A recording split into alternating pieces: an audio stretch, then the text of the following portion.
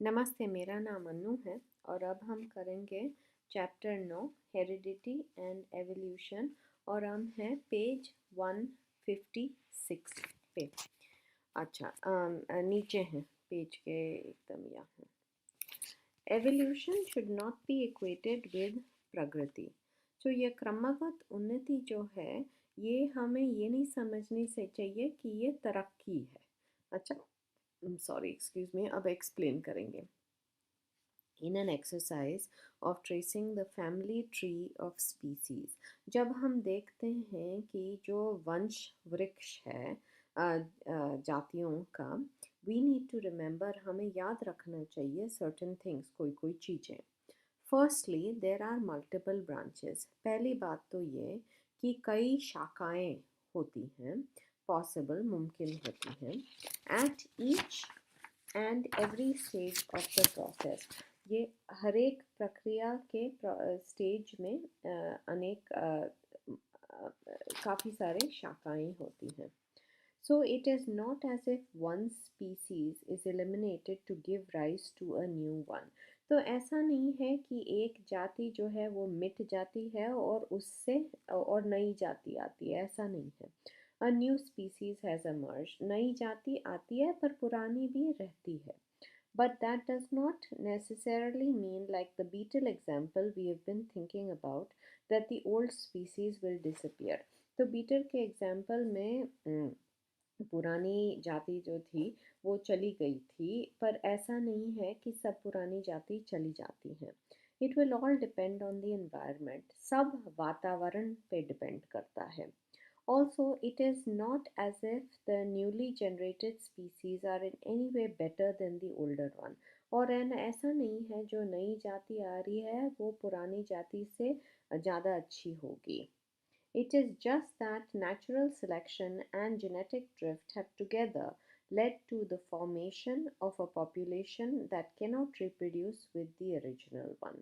तो क्या हुआ है कि प्रकृति चयन, नेचुरल सिलेक्शन, जैसे बीटल्स का नेचुरल सिलेक्शन हुआ था, माने कि जो हरी बीटल थी वो पत्तों पे दिख नहीं रही थी और लाल बीटल जो थी वो पत्तों पे दिख रही थी, तो कौवे खा जाते थे।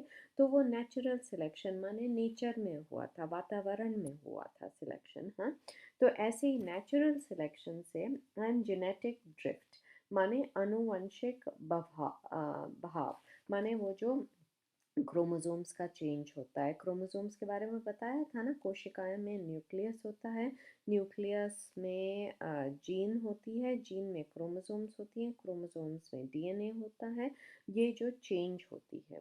Okay, have together led to the formation, तो साथ में ये दोनों सी चीज़ें के साथ में नेचुरल सिलेक्शन और जेनेटिक ड्रिफ्ट के साथ में एक आबादी बनी है that cannot reproduce with the original one. वो पहली आबादी के साथ वो पुरानी आबादी के साथ सेक्स नहीं कर सकती, माने बहुत अलग हैं दोनों। So, for example, it is not true that human beings have evolved from chimpanzees. तो ये नहीं है कि जो मनुष्य है वो बंदर से आया है डायरेक्टली, ऐसा नहीं है। Rather, both human beings and chimpanzees have a common ancestor a long time ago. तो बंदर भी, चिंपैंजीज जो है एक टाइप का बंदर होता है, तो बंदर और मनुष्य के बहुत टाइम पहले एक वही पूर्वज थे, एक सेम या कॉमन एंसेस्टर था बहुत टाइम पहले, तो दोनों वहाँ से आए हैं, मनुष्य भी और चिंपैंजी भी। That common ancestor is likely to have been neither human और चिंपैंजी।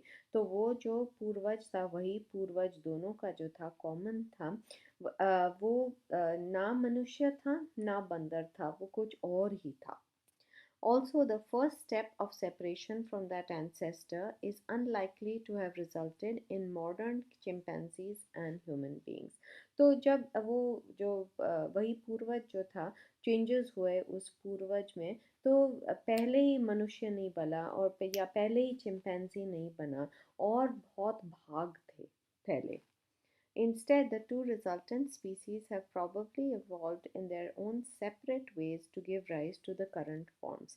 तो जो वही पूर्वज तो जो था उसका चेंज हुआ, एक साइड में चिंपैंजी हुआ, दूसरे साइड में मनुष्य हुआ, और फिर चेंज होता गया और दोनों बने, पर बहुत सैकड़ों साल um, में हुआ ये।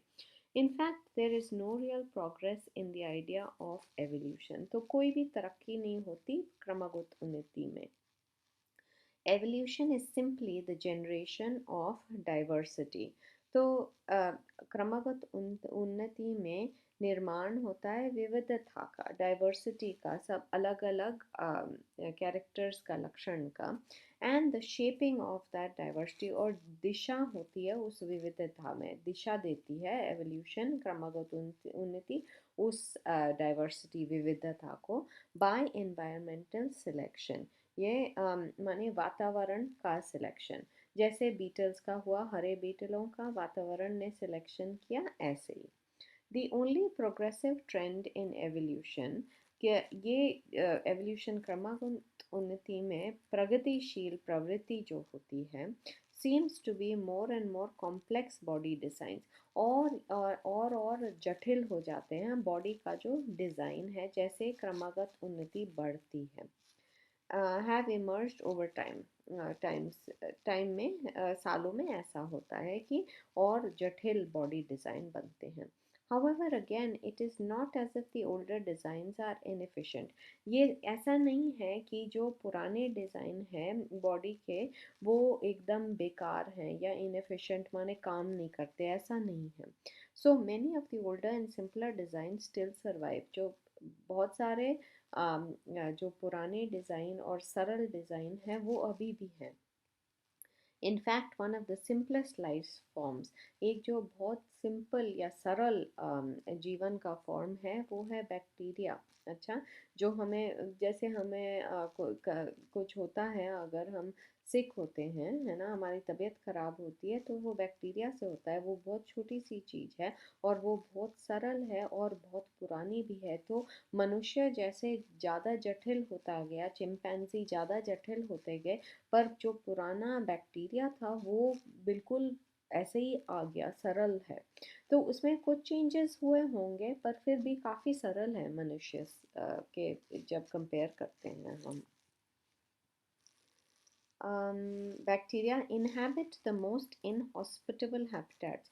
सो जो बैक्टीरिया है, हाँ, वो ये पाया जाता है इनहॉस्पिटेबल, माने ऐसे जगह जहाँ कोई रह नहीं सकता, वहाँ बैक्टीरिया पाया जाता है हैबिटेट्स, निवासों में। Like hot springs. Hot springs वो बहुत होती हैं जो नेचर में होती हैं, आपने देखी होंगी या सुना हो रहा है इसके बारे में। ज़मीन से निकलता है पानी और वो एकदम गर्म होता है पानी, उसे हॉट स्प्रिंग्स कहते हैं।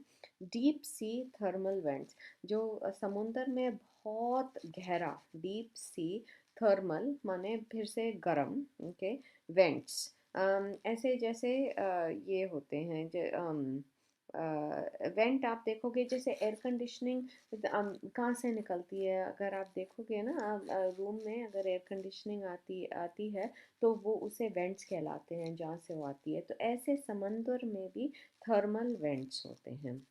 And the ice in Antarctica, और जो बर्फ़ है एंटार्क्टिका में।